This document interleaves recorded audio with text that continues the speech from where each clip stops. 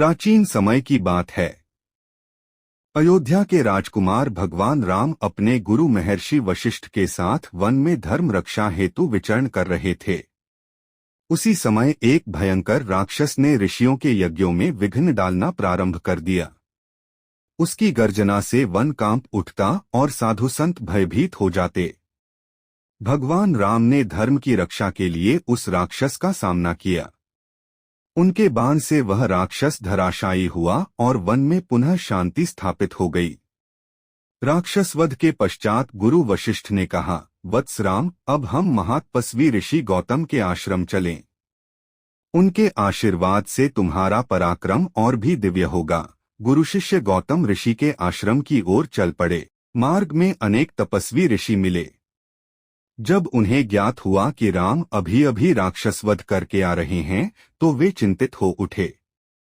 एक वृद्ध ऋषि ने आगे बढ़कर विनम्रता से कहा, हे महर्षि वशिष्ठ, यद्यपि राक्षसवध धर्म के लिए हुआ है, तथापि हिंसा के पश्चात सीधे किसी महातपस्वी के आश्रम में जाना उचित नहीं माना जाता।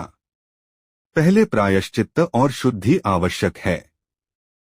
ऋषि गौतम गहन तप में लीन हैं। उनके तप में विघ्न न पड़े, यह भी हमारा कर्तव्य है। कुछ अन्य ऋषियों ने भी निवेदन किया, राम दिव्य हैं, इसमें संदेह नहीं, परंतु लोक व्यवहार और मर्यादा की रक्षा भी उतनी ही आवश्यक है। भगवान राम ने अत्यंत विनम्रता से हाथ जोड़कर कहा, गुरुवर, यदि मेरे कारण किसी की साधना में बाधा आ सकती है, तो मैं पहले शुद्धि विधान करूंगा। धर्म केवल विजय में नहीं, विनम्रता में भी होता है। महर्षि वशिष्ठ ने राम की ओर स्नेह से देखा और बोले, यही तुम्हारी महानता है राम। जो विजयी होकर भी मर्यादा का पालन करे, वही सच्चा धर्मात्मा है। तभी आकाश में दिव्य प्रकाश प्रकट हुआ। स्वयं ऋषि गौतम वहां प्रकट हो गए। उन्होंने मुस्कराकर कहा, हे राम, तुम्हारे बाण से अधर्म का नाश हुआ है, पाप का नहीं।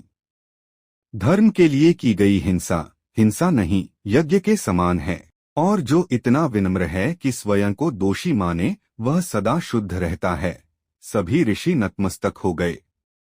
गौतम ऋषि ने राम को आशीर्वाद दिया, तुम सदा धर्म की स्थापना करोगे और तुम्हारा नाम युगों युगों तक आदर से लिया जाएगा। उस दिन सभी ने यह शिक्षा पाई कि पराक्रम से बड़ा है मर्यादा और विजय से बड़ा है विनम्रता।